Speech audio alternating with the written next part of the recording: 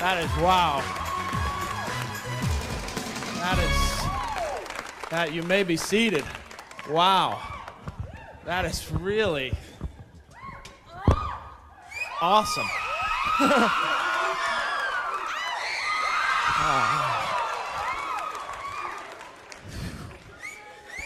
All right. Nice. I always wonder what the audience is thinking when I first come on stage. That was really nice. I always pretend I'm in the audience. I'm like, oh, he's really tall. How tall would you say he is? And is he Jewish or Italian?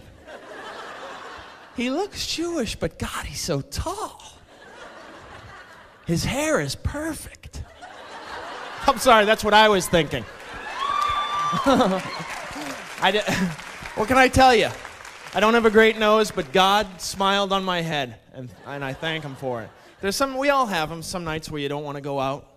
Guys, we don't want to go out. We're sitting at home, it's tired, rainy, and then you walk by a mirror on the way to the bathroom, like, oh, I can't stay in tonight. It wouldn't be fair to keep this to myself. It would be selfish were I to stay indoors all night. I'm taking my head for a walk.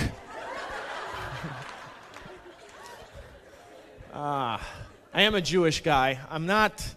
We weren't raised incredibly religious. My mother taught us everything we knew about being Jewish, and a lot of the stuff turns out it wasn't even, she would say things were against our religion, and it turns out they were just bad for the carpet. Because I scoured the Old Testament looking for something about thou shalt not finger paint, but there was nothing about that. And Moses wandered in the desert for 40 years because he played wiffle ball in the living room. We got a bad holiday, though. We got Hanukkah, which was sort of our answer to Christmas. We were getting killed by Christmas in the gift-giving winter holiday department. So I think the guys down at Jewish headquarters, the boys in marketing were like, we have got to do something. We're getting killed by Christmas. So they went to the rabbis, the research and development people, and they said, gentlemen, is there any holiday in December that we could turn into a gift-giving holiday? And the rabbis, scratched their beards and they said, well, there's Hanukkah. And they were like, Hanukkah? How do you spell that? They're like, fucked if I know. And there's Hanukkah. A lot of times that's in December. Sometimes it's in June, but most of the times it's in December, and you could turn that into a gift-giving holiday. Well, what is Hanukkah? What is the basis of Hanukkah? They said, well, basically, some oil that was only supposed to last for 2 days lasted for 8 days. Oh, that's a holiday.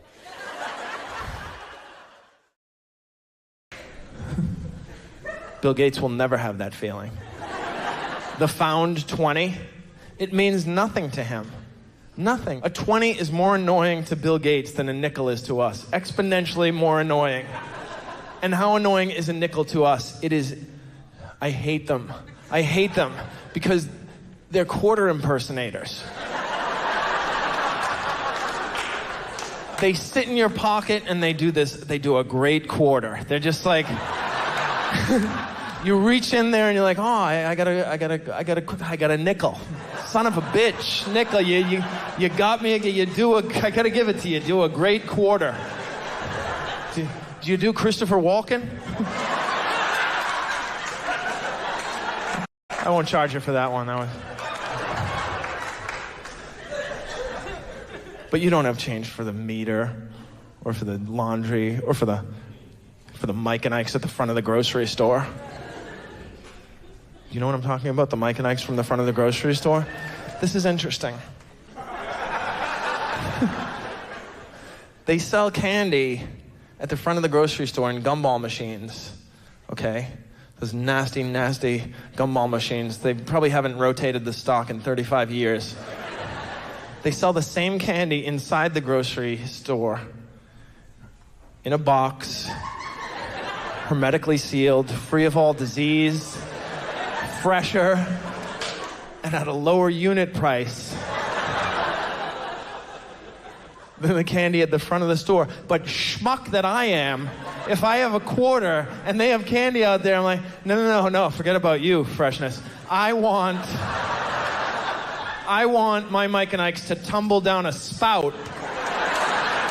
A disgusting, filthy spout that a dozen 6-year-olds have shoved their measle-covered hands, their hepatitis C encrusted fingernails, trying to scrape free Mikes and or Ikes off the side. Yes. If I'm gonna eat Mike and Ike's, I want to eat my Mike and Ike's the same way a petting zoo llama would eat his Mike and Ike's.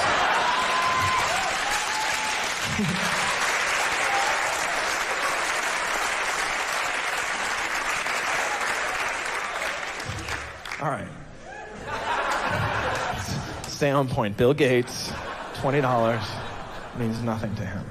Because do you know what Bill Gates has to pull out of an old coat to feel like I did with a $20 bill? First of all, the idea that Bill Gates has an old coat is preposterous. This man doesn't have an old... If he has an old coat, it's the coat Abe Lincoln was shot in. And he wears it as a bathrobe. He wears it as a bathrobe. No underwear, by the way, no underwear. No, he lets his billionaire balls swing willy-nilly beneath the death cloak of the great emancipator. That's your 1%. That's your 1%. All right, this is what Bill Gates has to find in an old coat to feel like I did with a $20 bill. Here comes the ratio. All right, $20 is to my net worth. Let's use the median net worth for a man my age in this country, which is $100,000, and seems high. All right, $20 is to $100,000, as X is to 59 billion. Cross multiply and solve for X. He has to reach in and pull out, I kid you not, a $12 million bill.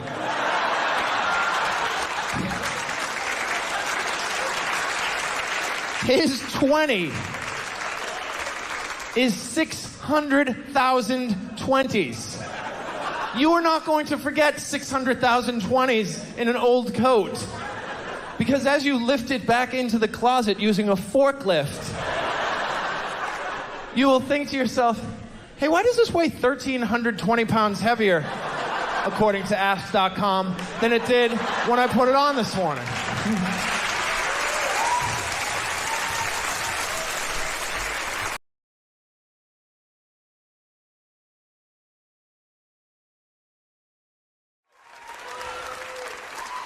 Sugar cookie.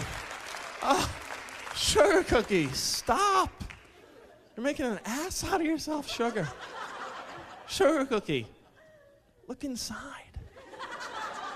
Don't change what's on the outside. That's not what's important. Change what's inside. That's what counts. Look at Oreo. For Halloween, Oreo had orange filling inside. Boo. But you're gonna stick with the sugar, huh, sugar cookie? Well, can I tell you something, sugar cookie? Can I tell you something? Sugar cookie, is it? Yeah, listen up, sugar. Listen, sugar. Every cookie is a sugar cookie. A cookie without sugar is a cracker.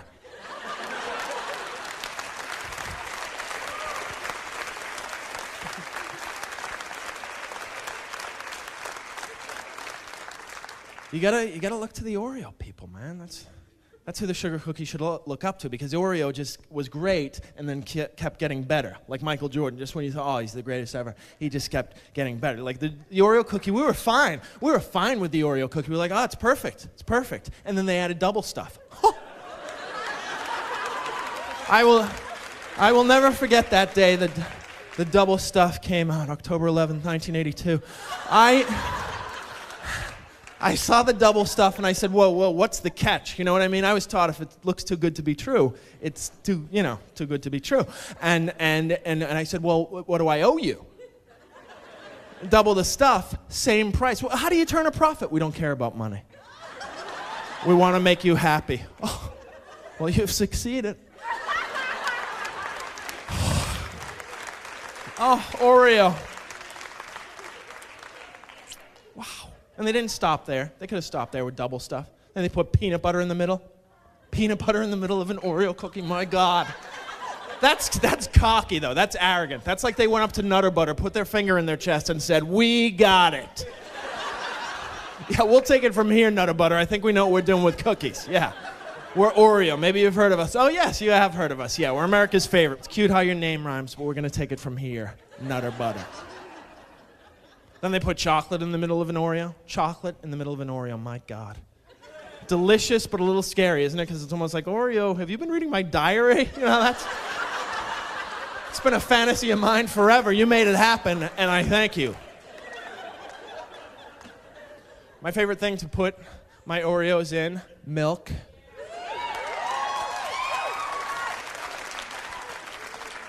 Here's what I do with the I take a double stuff and I put two of them together, essentially making it a quadruple stuff, which we'll just have to wait for, but you can do it on your own. And I dunk it right in there. And you know when it's done? When it stops bubbling.